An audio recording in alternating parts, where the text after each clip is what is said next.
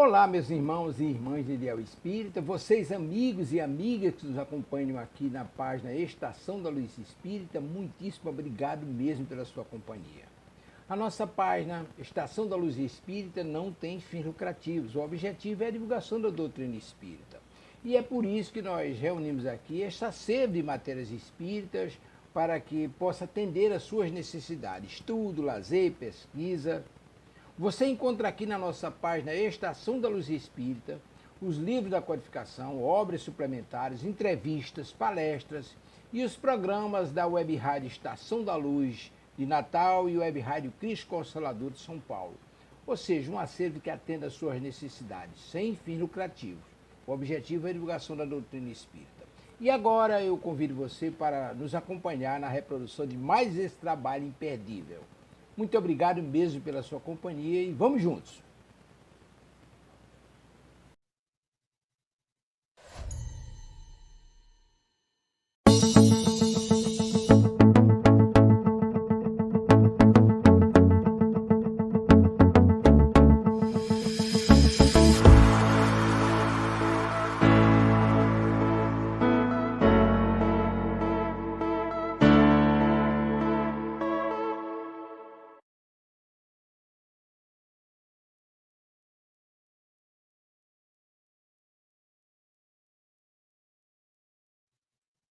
Bom dia a todos e todas que nos ouvem, que nos acompanham pela web rádio Cristo Consolador. Hoje é sexta-feira e toda sexta-feira nós entramos no ar com o nosso programa Estudando a Codificação Espírita. Então hoje é dia de estudar o livro O Céu e o Inferno, de Allan Kardec. Sejam todos e todas bem-vindos ao programa. Estamos aqui transmitindo ao vivo pela web rádio Cristo Consolador. E este é o programa Estudando a Codificação Espírita.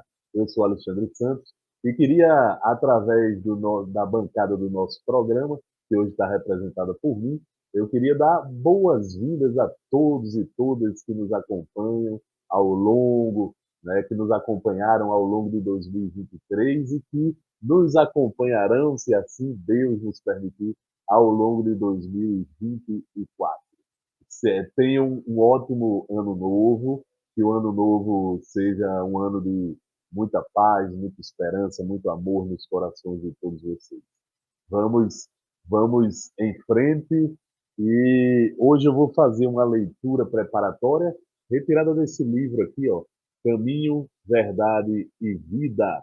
Caminho, Verdade e Vida, que é uma obra do nosso espírito Emmanuel através da mediunidade de Francisco Cândido Xavier. A lição de número 178, a lição de número 178, a porta divina, a porta divina.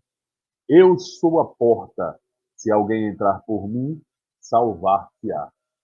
Jesus, João, capítulo 10, versículo 9. Nos caminhos da vida, cada companheiro, portador de expressão intelectual um pouco mais alta, converte-se naturalmente em voz imperiosa para os nossos ouvidos. E cada pessoa que segue à frente de nós abre portas ao nosso espírito. Os inconformados abrem estradas à rebelião e à indisciplina. Os velhacos oferecem passagem para o cativeiro em que exerçam dominação. Os escritores de futilidades fornecem passaporte para a província do tempo perdido. Os maledicentes encaminham quem os ouve a fontes envenenadas.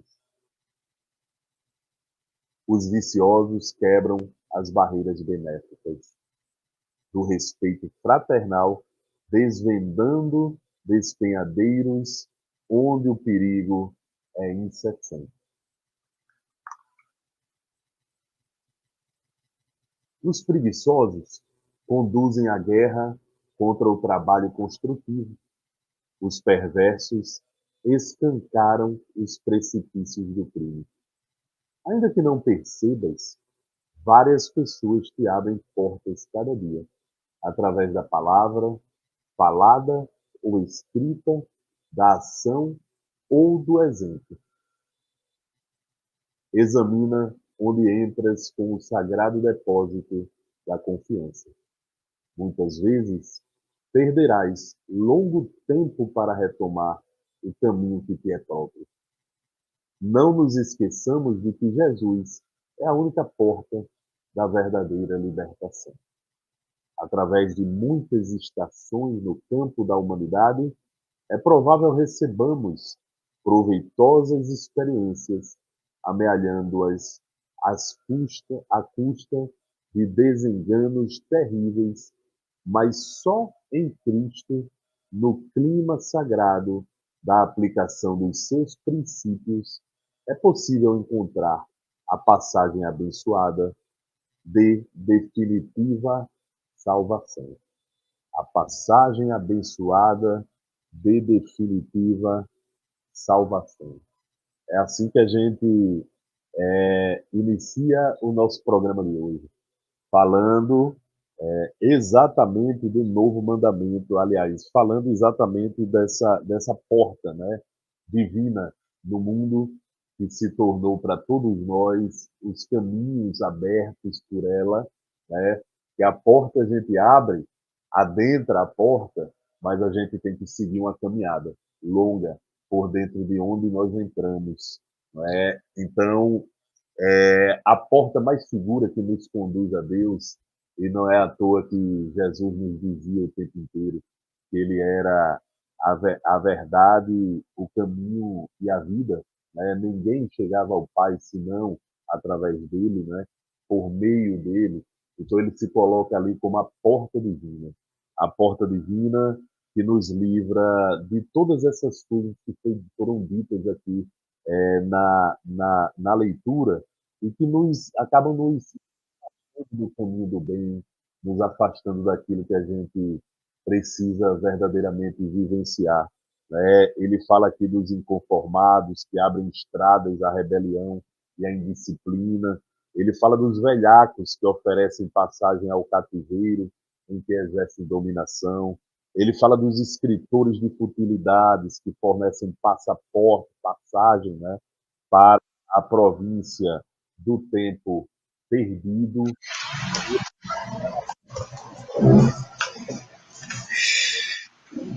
Sempre se encaminham quem os ouve a fontes envenenadas, os, os viciosos que quebram as barreiras benéficas de respeito. E depois ele nos diz que os preguiçosos, os perversos, também sempre abrem caminhos e abrem portas, né?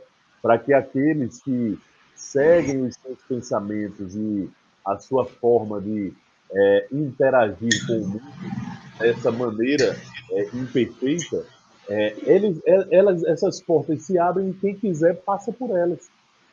Mas aí a leitura vem nos dizer que existe uma porta segura que nos conduz a Deus. E aí essa porta é Jesus, os ensinamentos que Jesus nos trouxe até hoje, os ensinamentos que a providência divina sempre através de Jesus nos conduz, né, aos caminhos de paz, de tranquilidade, de amor ao próximo, de caridade.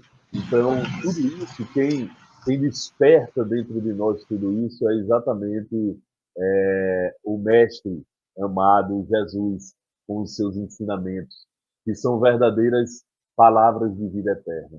São palavras que nos ajudam a viver a vida com mais leveza, são palavras que nos ensinam o caminho, né, a ser seguido.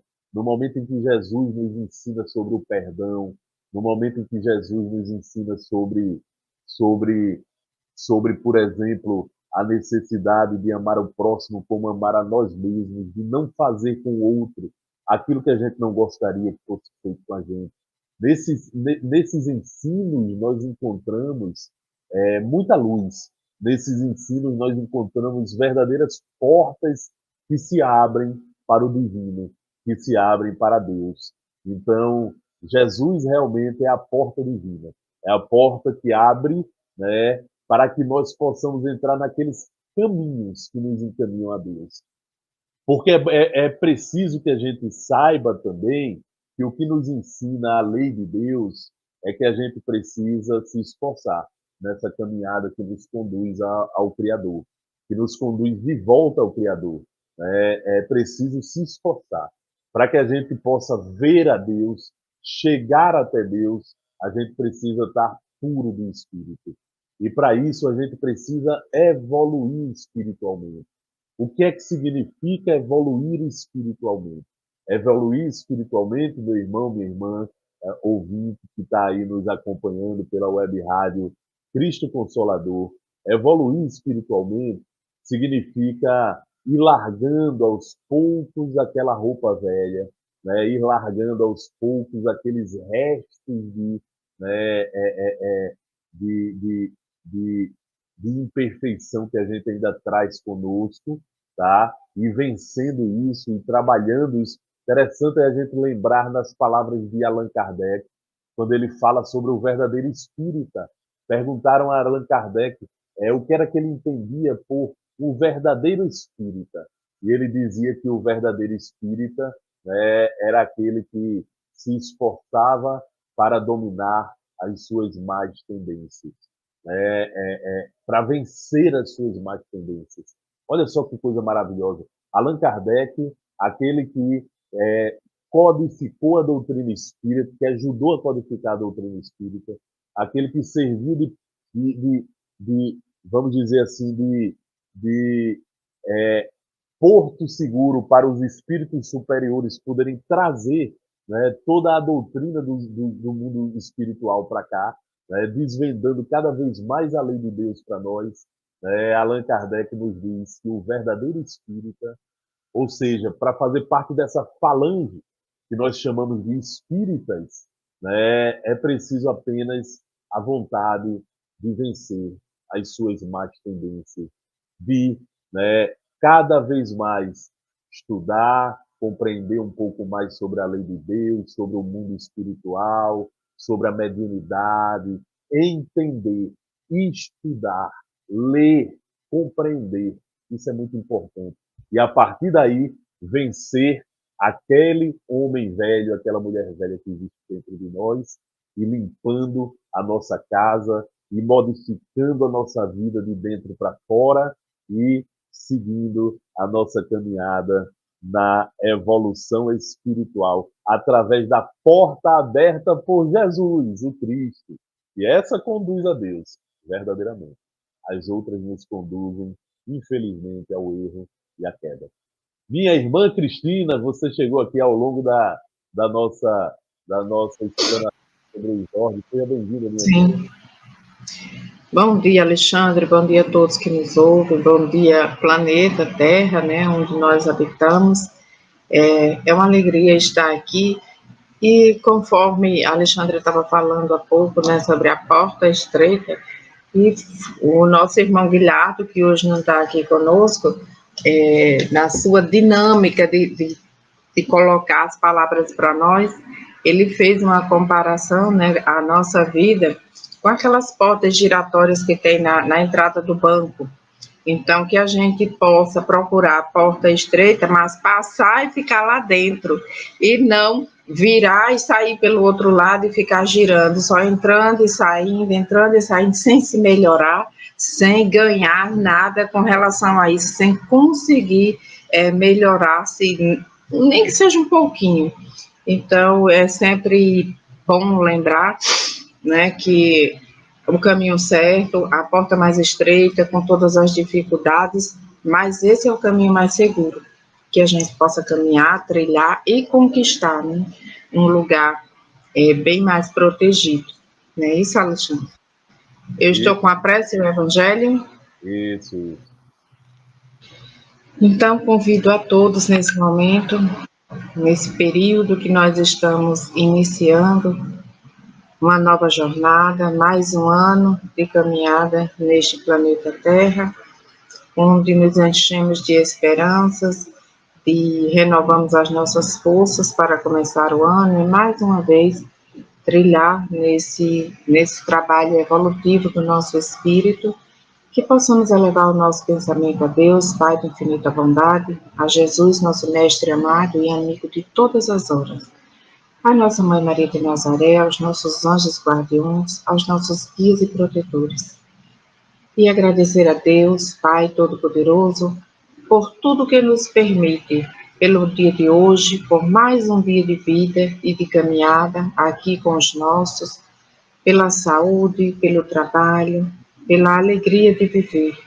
Agradecer a Deus infinitamente por tudo e rogar que ilumine sempre a nossa mente e o nosso coração, para que possamos trilhar o caminho do bem e que a injustiça, o egoísmo e o orgulho não encontrem morada no nosso coração.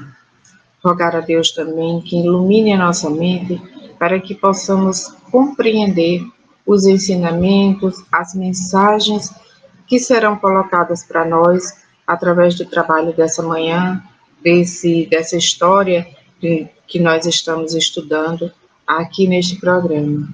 Agradecendo a Deus infinitamente por tudo e rogando também por todos aqueles que sofrem a dor do corpo e da alma, que a infinita misericórdia de Deus possa alcançar cada um deles, dando-lhe força e esperança de vencerem as suas provas.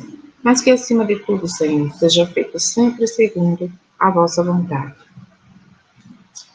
Então, meus irmãos, o Evangelho para essa manhã está no capítulo 16, Não se pode servir a Deus e a Mamon, e tem o título Emprego da Fortuna. É uma mensagem de um espírito Cheverus, em Bordeaux, 1861, e diz o seguinte para nós: Não podeis servir a Deus e a Mamon.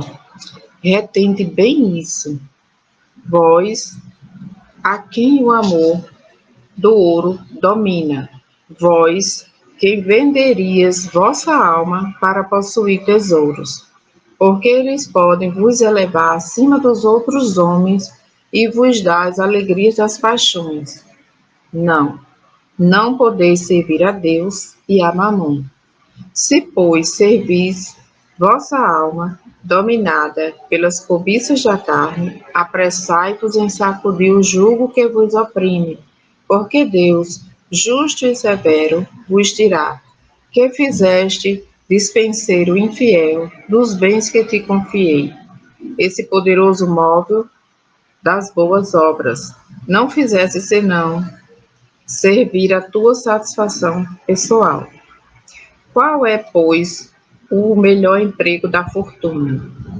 Procurai nestas palavras: amai-vos uns aos outros. A solução do problema está aí o segredo de bem empregar as riquezas. Aquele que está animado de amor ao próximo tem sua linha de conduta toda traçada. O emprego que apraz a Deus é o da caridade. Mas essa caridade fria e egoísta, que consiste em derramar em torno de si o supérfluo de uma existência dourada, mas essa caridade cheia de amor que procura um infeliz, quem a reergue sem humilhá-lo. Rico, dado o seu supérfluo, faze melhor, dado o teu necessário, porque teu necessário ainda é supérfluo, mas dá com sabedoria. Não repilais o queixume com medo de seres enganado, mas vai à fonte do mal, alivia primeiro, informa-te em seguida e vê se o trabalho, os conselhos, a afeição, mesmo não serão mais eficazes do que uma esmola. Espalha ao redor de ti, com o bem-estar, o amor de Deus, o amor ao trabalho e o amor ao próximo. Coloca tuas riquezas sobre um capital que não te faltará jamais e te trará grandes interesses, as boas obras. A riqueza da inteligência deve te servir como a do ouro, Espalha ao redor de ti os tesouros da instrução. Espalha sobre os teus irmãos os tesouros do teu amor, e eles frutificarão. Então, meus irmãos, aqui uma mensagem, né, sobre o emprego da fortuna, do dinheiro, daqueles bens materiais que nós possuímos e que muitas vezes não possuímos, mas desejamos tanto possuir, como se fosse o único sinal de felicidade. E quantas vezes nós escutamos pessoas dizer que o meu problema se resolveria se a minha conta bancária aumentasse o valor que lá tem. Quer dizer, o dinheiro resolveria todos os meus problemas e eu seria uma pessoa muito mais feliz se tivesse bastante dinheiro para fazer aquilo que o meu coração, as minhas vontades, satisfazer todos os meus desejos. E nós sabemos que o dinheiro não traz felicidade. Muitas vezes traz grandes decepções, porque todo aquele que tem muito dinheiro, muita fortuna, se vê o tempo todo como que ameaçado pela inveja do outro, pelo olhar do outro, se alguém está me roubando, se alguém está querendo me passar a perna, se um bandido está querendo me sequestrar porque eu sou rico. Então, por esse lado, você está sempre desassossegado. E o dinheiro, muitas vezes, não traz felicidade. Nós vemos muitas pessoas que estão aí na roda das mídias, né, circulando como pessoas que tiveram sucesso financeiro, saíram do nada, muitas vezes da favela, muitas vezes de um bairro muito pobre, de uma família muito pobre, e de repente começa a fazer vídeos na internet, começa a fazer algum trabalho e começa a ganhar muito dinheiro. E pouco tempo depois você vê essa pessoa triste, cheia de problemas e depressões, em tratamentos, e muitas vezes a própria mídia que ele tanto utilizou para fazer seus trabalhos divulga o seu suicídio, a sua morte, a notícia que essa pessoa se matou. E você muitas vezes se pergunta, mas por quê? Uma pessoa que quando era pobre era a necessidade que tinha de dinheiro, agora que ele podia comprar tudo, agora ele se suicida. Porque o dinheiro não traz felicidade. A felicidade tem que vir de dentro de nós. E todo aquele espírito que não tem lá na sua consciência o amor a Deus, o amor ao próximo, que são os filhos de Deus, que é colocado como os nossos irmãos, essa pessoa terá sempre um vazio muito grande dentro de si a ser preenchido. Pode ter todos os bens da terra, pode conquistar todos os títulos da terra, mas ainda faltará alguma coisa, um vazio, uma insatisfação, que é a centelha de Deus, aquela luzinha, aquele amor, aquela ligação espiritual que falta dentro dessa pessoa. Acreditar em quê? É agradecer por quê.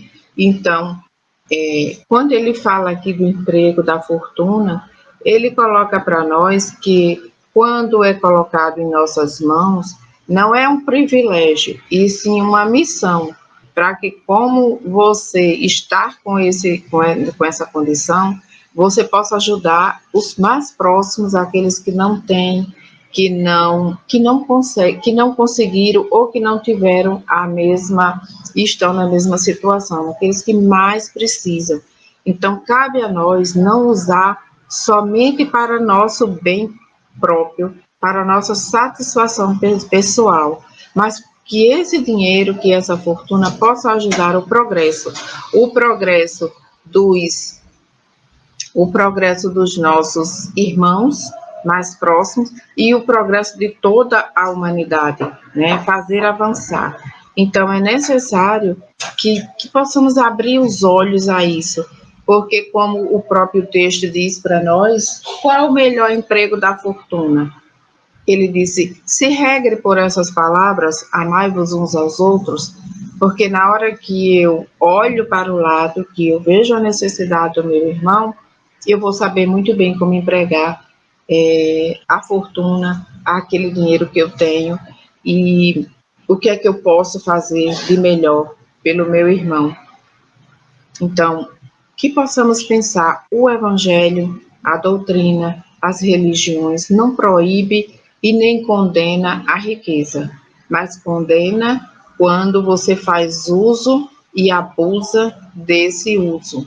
Muitas vezes você se utiliza do poder que tem através da riqueza para humilhar, para fazer as pessoas trabalhar como escravo, para muitas vezes, eu posso pagar o quanto você precisa, você dá a caridade, dá ali a esmola daquilo que lhe sobra, mas muitas vezes você exige o testemunho daquela pessoa, de que você fez a doação, de que você está ali ajudando ela, deixa as claras para que todo mundo veja.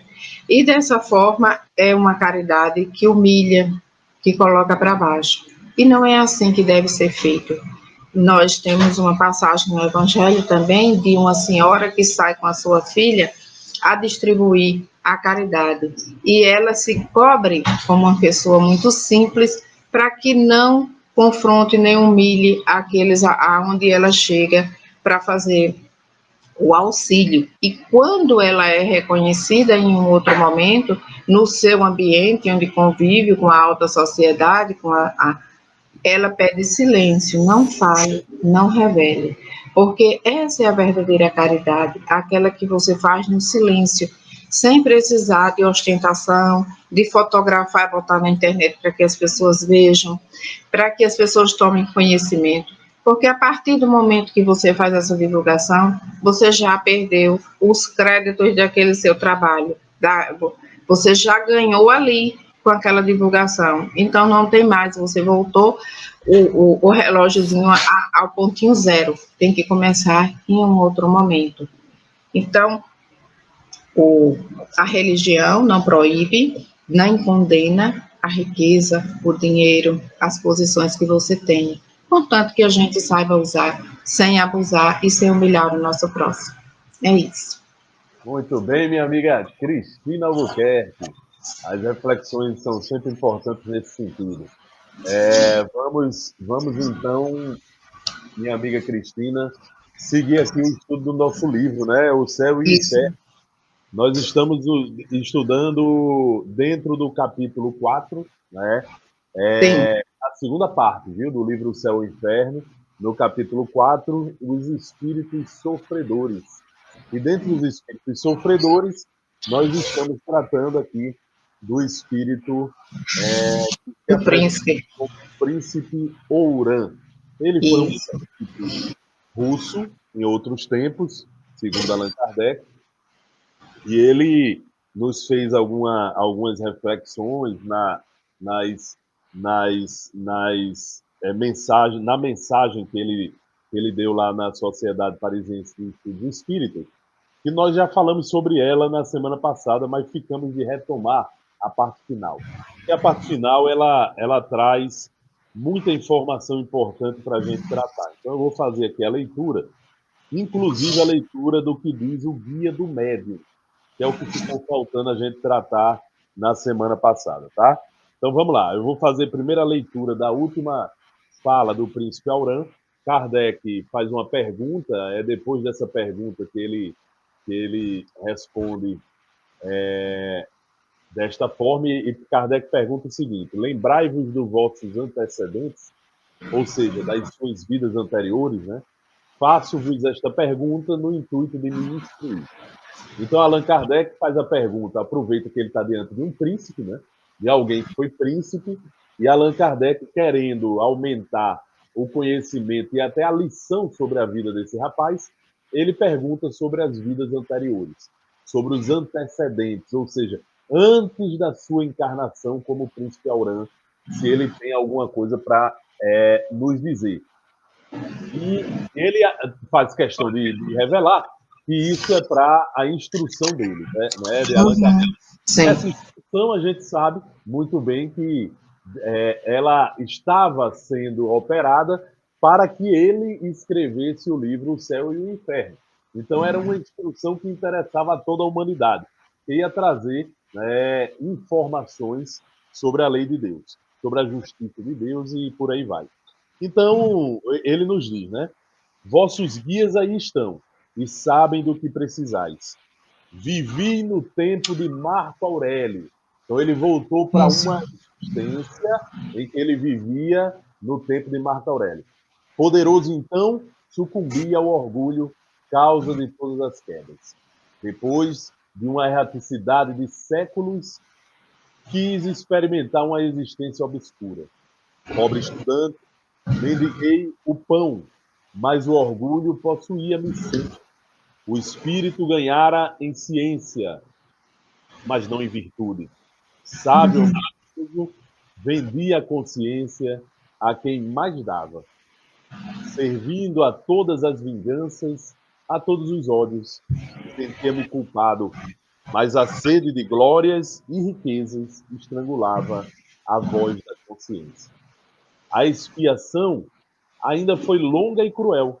Eu quis, enfim, na minha última encarnação, reencetar uma vida de luxo e poderio, no intuito de dominar os tropeços sem atender a conselhos. Mas ainda o orgulho, levando-me a confiar mais em mim mesmo do que no conselho dos protetores, amigos que sempre velam por nós. Sabeis o resultado desta última vida, desta última tentativa. Hoje, enfim, compreendo e aguardo a misericórdia do Senhor. Deponho a seus pés o meu arrasado orgulho e peço-lhe que me sobrecarregue com o mais pesado tributo da humildade, pois com o auxílio de sua graça o peso me parecerá leve. Orai comigo e por mim. Orai também para que esse fogo diabólico não devore os instintos que vos introduzem para Deus. Irmãos de sofrimento, oxalá possa o meu exemplo aproveitar-vos e não esqueçais nunca que o orgulho é o inimigo da felicidade. É dele que promanam todos os males que acometem a humanidade e a perseguem até as regiões celestes. E vem aqui o comentário do guia do médium. Concebeste dúvidas sobre a identidade deste espírito, por vos parecer a sua linguagem em desacordo com o estado de sofrimento, acusando inferioridade. Desvanecei tais dúvidas, porque recebestes uma comunicação séria. Por mais sofredor, este espírito tem assaz culta inteligência para exprimir-se de tal maneira. O que lhe faltava era apenas a humildade, sem a qual nenhum espírito pode chegar a Deus. Essa humildade conquistou-a agora, e nós esperamos que, com perseverança, ele sairá triunfante de uma nova provação. Nosso Pai Celestial é justíssimo na sua sabedoria e leva em conta os esforços da criatura para dominar os maus instintos. Cada vitória sobre vós mesmos é um degrau franqueado nessa escada, que tem uma extremidade na terra e outra aos pés do Juiz Supremo. Alçai-vos por esses degraus, resolutamente, porque a subida é tanto mais suave quanto firme a vontade. Olhai sempre para cima, a fim de vos encorajardes, porque ai daquele que para e se volta. Depressa o atinge a vertigem, espanta-se do vácuo que o cerca, desanima e diz: por que mais caminhar, se tão pouco o tenho feito e tanto me falta? Não, meus amigos, não vos volteis. O orgulho está incorporado no homem. Pois bem, aproveita-o na força e na coragem de terminar a vossa ascensão. Empregai-o ainda em dominar as fraquezas e galgai o topo da montanha eterna. Então, esse é o fim da comunicação com essa instrução que trouxe o guia do médium. Pode falar, minha irmã Cristina, está com a palavra. Isso. Então, nós vemos aqui que a lei é para todos, né? A gente começa a perceber que a lei é para todos.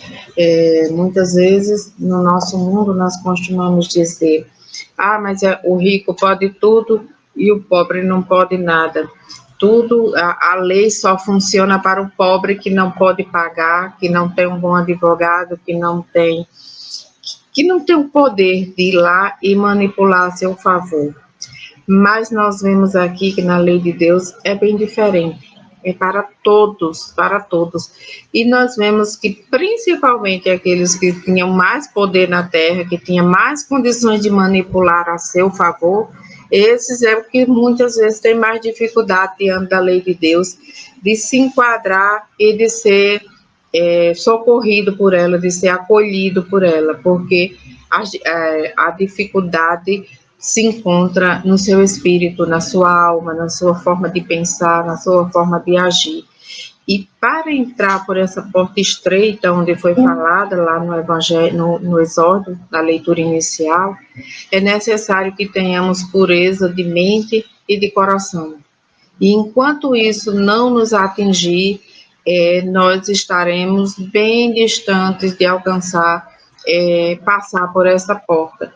E aqui nós temos a história de um espírito que na época em que foi colocada aqui no livro, a história de um príncipe, né, que já vem de muito distante, né, porque se ele conviveu no tempo de Marco Aurélio, quantas existências ele não já teve e não tinha até este ponto aprendido a lição, mas a partir daqui a gente já vê que há uma mudança nele, onde ele reconhece que o orgulho tomava conta dele e que ele fez mau uso daquilo que Deus lhe colocou na mão, é a mesma história do Evangelho, onde diz que o dono colocou na mão uma enxada para o jardineiro cavar e cuidar da terra, e cuidar do jardim e das flores que lá existiam. E o jardineiro pegou a enxada e atinge o seu patrão com essa enxada. É a mesma situação em outras palavras aqui. Deus colocou na mão a situação, né, quer dizer, a enxada que ele poderia ajudar a muitos, e ele pegou essa enxada e atingiu o patrão, judiando, humilhando, colocando abaixo de si todos aqueles que eram seus irmãos, que são os seus irmãos em Cristo. Porque se Deus é Pai e nos criou a todos, somos todos irmãos. Então ele atingiu o próprio Criador com as atitudes dele, mas como chega para todos a mesma cobrança e existe um momento determinado, ele está chegando, né, nesse momento, nessa consciência, e viu que para chegar até Deus, para ter a felicidade no mundo espiritual, seria necessário se curvar à humildade, à misericórdia, vencer o orgulho e vencer a vaidade. Onde ele lá no início pede que continuemos orando por ele, ajudando, para que ele possa sair dessa situação. E aqui na mensagem final, ele ainda pede, né, orai comigo e para mim, para que eu possa conseguir vencer esses demônios que ainda estão dentro. Não são demônios de uma forma como muitas vezes nós entendemos, mas são essas más tendências, das quais também Alexandre colocou há pouco, são essas más tendências, esses orgulhos, essa vaidade, o luxo em demasia, que muitas vezes nós achamos que é tudo isso que vai nos trazer a felicidade. E quando a gente desencarna, descobre que a felicidade suprema é muito diferente de tudo isso, que nada aqui na Terra pode se comparar ao que você pode sentir quando alcança esse nível de espiritualidade. Não é isso, Alexandre? Está sem som. Muito bem, minha irmã Cristina. É isso aí. É interessante que ele nos diz, né, que Allan Kardec pergunta sobre as vidas antecedentes, ele vai para 2 vidas anteriores e chega em Marco Aurélio e diz que vivenciou a época de Marco Aurélio e esteve ao lado de Marco Aurélio e era rico, era uma pessoa poderosa e rica nessa época. Lembrando que Marco Aurélio foi um imperador romano, né? Os romanos nessa época eles eram conquistadores, né? E Marco Aurélio foi um dos maiores deles da história. Marco Aurélio foi um dos mais inteligentes imperadores romanos. Tá? Ele era filósofo, além de ser imperador, ele era filósofo, ele era estudioso, ele era. Na época, para a época dele, ele era um cientista, né? Um grande cientista, um grande filósofo. Tanto que ele escreve um livro chamado Meditações, depois de algumas conquistas dele, algumas atividades dele como imperador. Ele escreve um livro chamado Meditações e virou um tratado filosófico, né? Até hoje, nos cursos de filosofia do mundo inteiro se estuda Marco Aurélio, né? Para você ter uma ideia. Então, Marco Aurélio ele é um espírito que veio com uma missão muito grande. Só que era uma época de muita dureza, né? Era uma época de muita dificuldade, era uma época em que a violência, a força, ela se impunha muitas vezes para que essas conquistas acontecessem. Agora, lembrando que o Marco Aurélio foi o primeiro imperador romano que começou a respeitar os povos que conquistava. Então, ele não destruía os povos que ele conquistava. Ele conquistava, preservava a cultura, fazia questão de ensinar a linguagem dele, a língua dele, né? E, inclusive, os espíritos superiores nos dizem que Marco Aurélio teve um trabalho importantíssimo para a espiritualidade, porque ele, né, espalhou o latim pelo mundo ocidental, dando origem às primeiras línguas que nós conhecemos hoje, né? Para você terem uma ideia da importância de Marco Aurélio. Então, ele viveu no tempo de Marco Aurélio. E ele nos diz que ele aprendeu muito nessa época, ele aprendeu em ciência. Porque quem estava ao lado de Marco Aurélio aprendia em ciência, muito. Então, ele aprendeu muito em ciência, mas ele não desenvolveu a moral. E aí a gente tem que lembrar importante nesse momento. Um livro fantástico, tá? Em que fazem pergunta, era Chico Xavier que fazia perguntas a Emmanuel e ele respondia. Esse livro é muito bom, né? E depois a gente vai trazer a indicação dele aqui para vocês. Então, o que acontece? Lá se perguntou a Emmanuel, né, sobre a angelitude, os espíritos, o fim do espírito é ser um anjo. Né? Aí ele vai e diz, olha, a ideia de anjo é uma alegoria, tá? Que foi criada, essa ideia de uma auréola, de 2 asas, é uma alegoria. Agora, a gente pode pegar essa alegoria e aprender com ela. O que é que a gente pode pensar sobre essa duas asas? Para que o espírito seja um espírito puro, e aí sim ele será um anjo, considerado um anjo, quando ele é um espírito puro, né? Então ele já aprendeu tudo que ele tem que aprender. Ele desenvolveu a asa da inteligência. Então ele já sabe tudo. Isso. Ele sabe, né? E tem uma outra asa que, se ele não desenvolver, ele não consegue chegar a Deus. Não consegue voar até Deus, né? Com as asas imaginárias, vamos dizer assim. É a espiritualidade. É a da moralidade. Então a moralidade precisa se desenvolver também. Né? Você precisa entender a lei de Deus, compreendê-la e aplicá-la à risca. Então, aquele espírito que não sai da linha de Deus nem 1 milímetro, aí ele desenvolveu a asa da moralidade. Né? É difícil, mas ela se desenvolve. Gente. Todos nós chegaremos lá, porque nós somos espíritos perfectíveis, ou seja, nós vamos em busca da perfeição espiritual.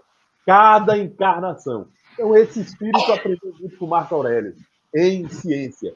Veio em outra encarnação porque se perdeu em vaidade, em orgulho. Ele reconhece. Pediu uma encarnação simples, obscura. Veio como um estudante inteligentíssimo para continuar estudando e desenvolvendo a asa da ciência, aprendeu muito, mas o que é que ele fez com a ciência que ele aprendeu? Ele vendeu a sua ciência, o seu conhecimento, para quem lhe pagasse mais. Porque o que ele buscava era o quê? O poder e a riqueza novamente. Ele tinha saudade daquela vida anterior que ele teve. Ele sentia saudade, ele sentia falta disso. E ele queria. E o espírito dele, ambicioso, que não trabalhou orgulho nem vaidade, continuou alimentando o orgulho e vaidade, mesmo sendo pobre. Porque mesmo pobre, a gente pode alimentar orgulho e vaidade. Mesmo tendo uma vida miserável, a gente pode alimentar orgulho e vaidade. E viram aí que coisa interessante lá naquele evangelho de hoje. Ele fala do orgulho e diz: o orgulho está impregnado no homem. Então, que a gente pegue esse orgulho e utilize ele para vencer nossas dificuldades, para dar o gás para a gente buscar melhorar, para gente, ou seja, direcionar o orgulho, saber direcionar ele.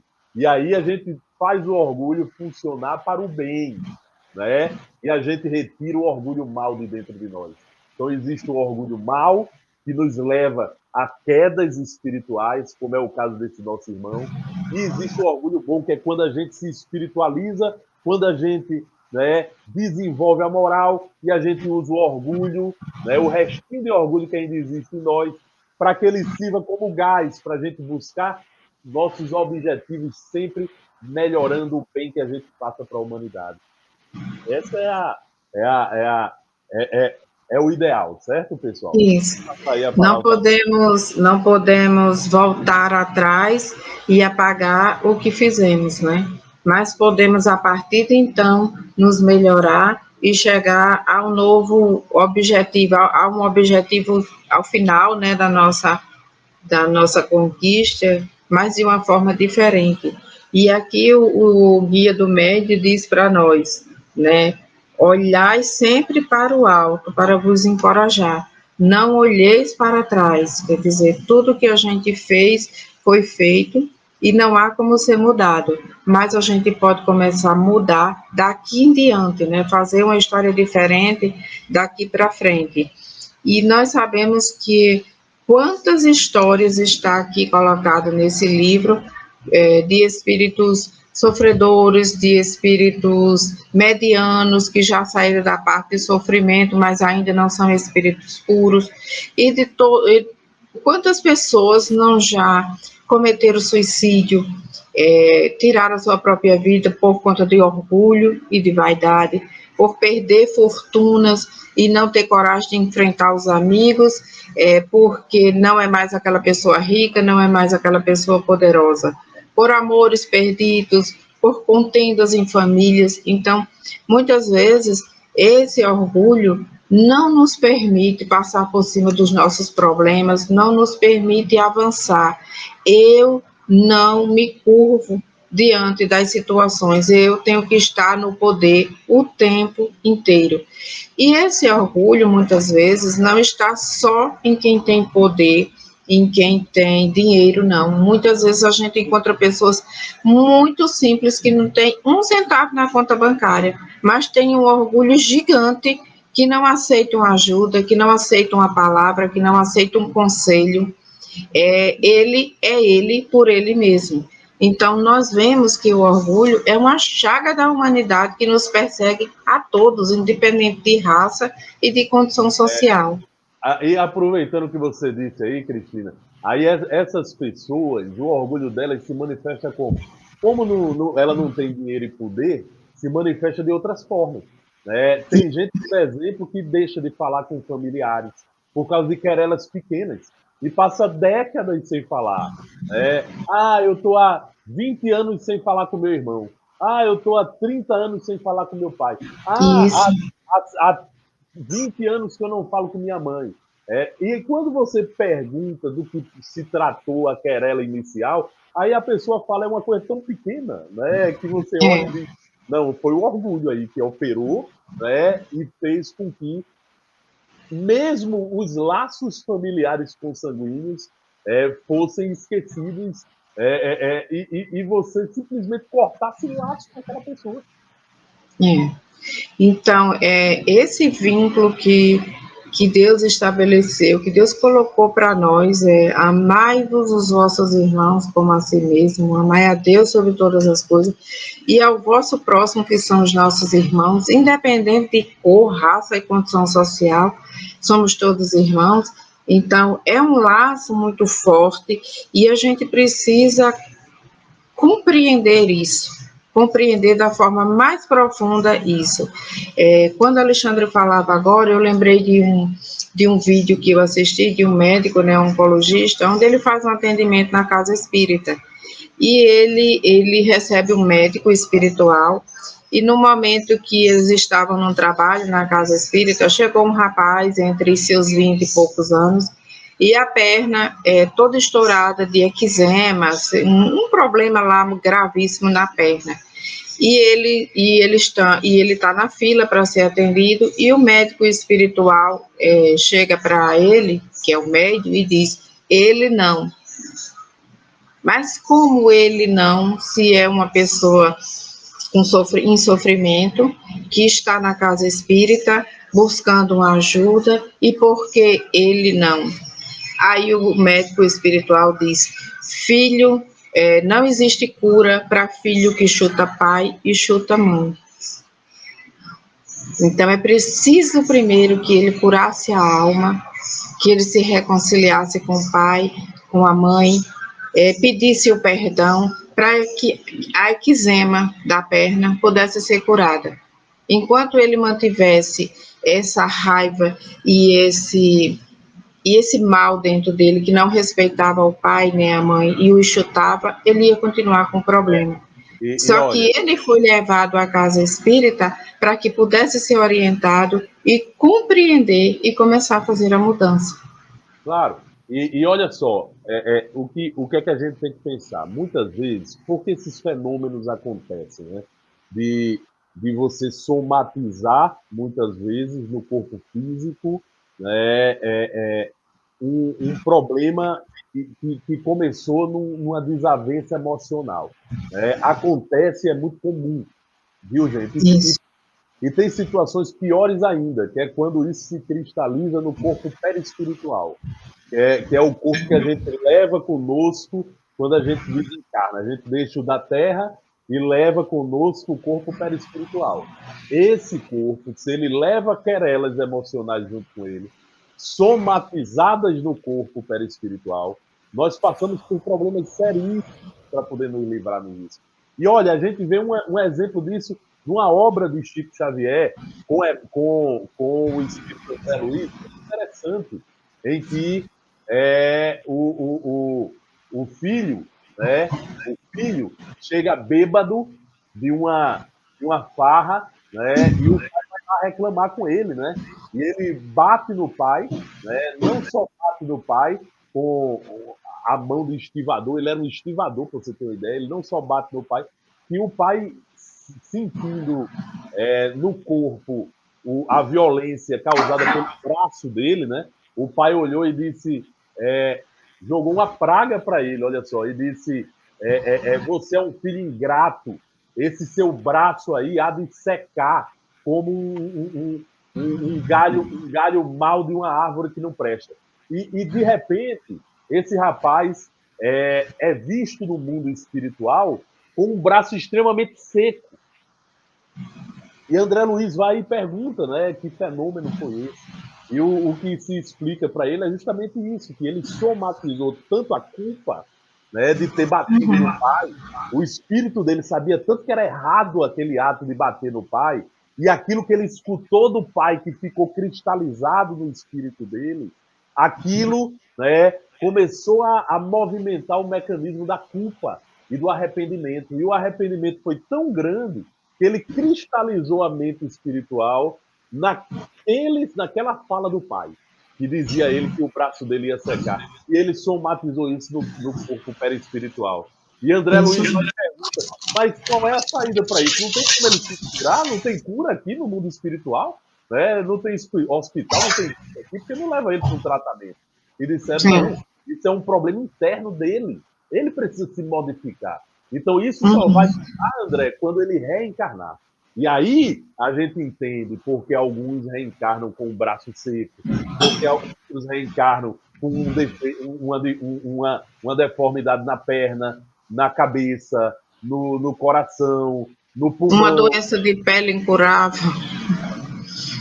É isso. Isso mesmo.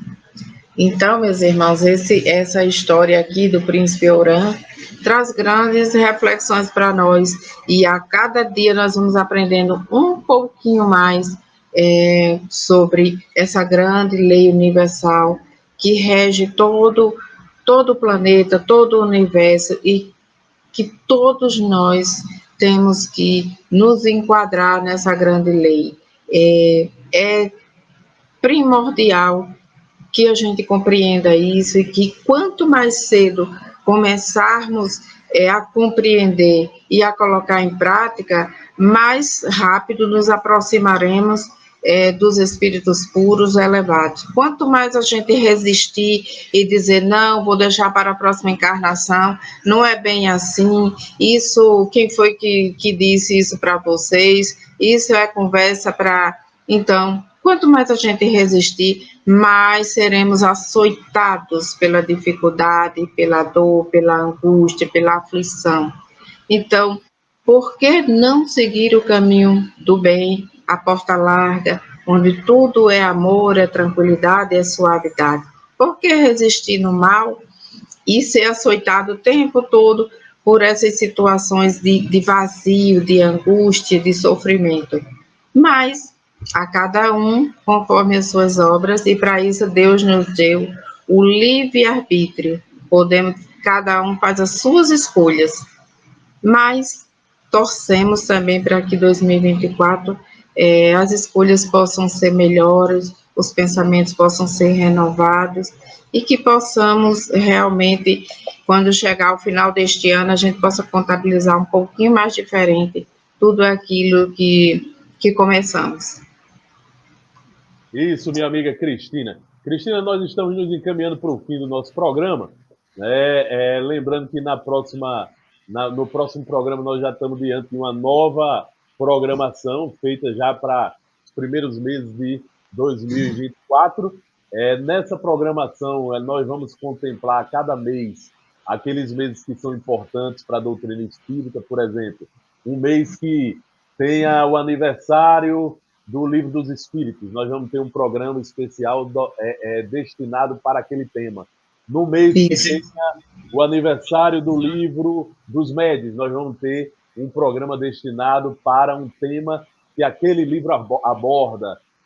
No mês de dezembro, nós vamos ter programas voltados para falar sobre a vida de Jesus, sobre a obra de Jesus no mundo, tá? E por aí vai, minha amiga Cristina. Então, nós vamos preparar a nossa programação já contendo essas datas especiais e importantes para a doutrina espírita. E lembrando também a todos os nossos ouvintes, e aonde possa chegar essa comunicação, que dia 25 de janeiro, né, estreia em todos os cinemas, em todo o Brasil, o filme Nosso Lar 2, né, baseado no livro de André Luiz, Os Mensageiros, e estão todos convidados. É um filme belíssimo. Quem assistiu o primeiro sabe como é bela a mensagem. O pessoal sentiu o gostinho, vamos colocar aqui o trailer? Pronto, coloca, Alexandre. Então é um...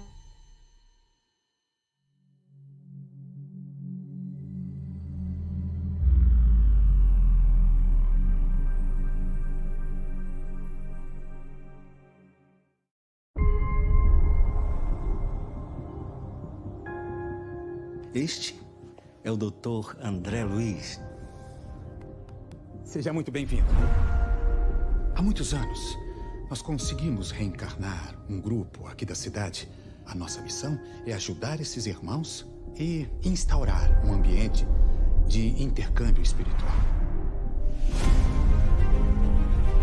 Quantas e quantas vidas nós já vivemos? O que é realmente importante agora? O que vale mesmo é amar. Cadê o amar, amar, amar? Nada mais importa. Fato é que a próxima vida é sempre a mais importante de toda a nossa história? Rapaz, eu vou te fazer um médium dos bons. É assim que se demonstra o verdadeiro valor da fé. Essa mulher embora, mãe. Contenham-se, senhores. Estamos falando de uma mulher grávida. Você tem tudo a ver com a morte dele. Você tem tudo a ver com a minha morte. Sou o seu anjo da guarda.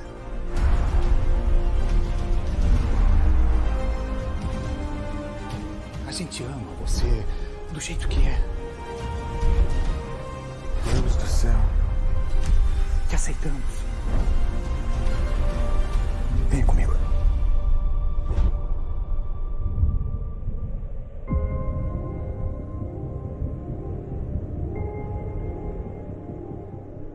Alguma dúvida? Tô mais do que pronto, mensageiro.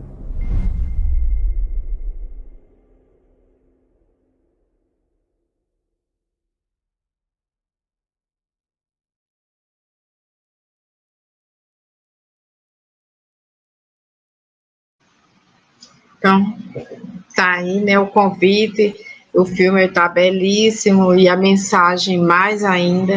Estão todos convidados, todos lembrados desse evento que vai acontecer, que é de tanta importância para nós. E agora nós estamos em momentos finais, vamos fazer a nossa prece de encerramento, rogando a Deus que nos dê força e coragem, né, para todo esse ano que se inicia, e façamos a prece de Cáritas. Deus, nosso Pai, que sois todo poder e bondade, dai força àqueles que passam pela provação, dai luz àquele que procura a verdade, põe no coração do homem a compaixão e a caridade. Deus, dai ao viajor a estrela guia, ao aflito a consolação, ao doente o repouso. Pai, dai ao culpado o arrependimento, ao espírito a verdade, à criança o guia, ao órfão o pai. Senhor, que a vossa bondade se estenda sobre tudo o que criaste. Piedade, Senhor, para aqueles que não vos conhecem, e esperança para aqueles que sofrem. Que a vossa bondade permita aos espíritos consoladores espalharem por toda parte a paz, a esperança e a fé. Um só coração, um só pensamento subirá até vós, como um grito de reconhecimento e de amor. Como Moisés sobre a montanha, nós os esperamos com os braços abertos, ó bondade, ó beleza, ó perfeição, e queremos de alguma sorte merecer a vossa misericórdia. Deus, dai-nos a força de ajudar o progresso, a fim de subirmos até vós. Dai-nos a caridade pura, dai-nos a fé e a razão. Dai-nos a simplicidade, que fará das nossas almas o espelho, onde se refletirá a vossa santíssima imagem. Então, meus amigos, um bom final de semana para todos. Aproveitem que para muitos é o último final de semana de férias agora de janeiro. Segunda-feira já começa tudo com muita força. Então, aproveitem bastante, meditem bastante e até a próxima oportunidade, que será na próxima sexta-feira novamente. Não é isso, Alexandre? Estou agradecendo essa turma aí, viu, minha amiga Cristina? Sim. O Paulo, Anderson Laíris, Maria Salete Santos, minha amiga Salete, Maria do Socorro Franco, Cidinha Dantas. O amor verdadeiro é o caminho para uma evolução espiritual. Certeza, minha irmã. Coragem para amar e perdoar mais. Isso. E Maria do Salete Costa dizendo que chegou tarde, mas vai assistir. Valeu, obrigado, minha irmã. Olá, Socorro. Assistam, Isso mesmo. Fica aí disponível, tá? Pessoal, muito obrigado a todos e a todas. Obrigado, minha irmã Cristina, por mais uma vez estar aqui presente, participando. Desejamos aí que no próximo programa o nosso irmão Guilardo esteja aqui entre nós. Isso. Valeu, e até Estou de férias ainda. Isso. Valeu, pessoal. Até a próxima. Valeu. Chegamos ao final da nossa atividade. Muitíssimo obrigado mesmo pela sua companhia e espero você no próximo evento.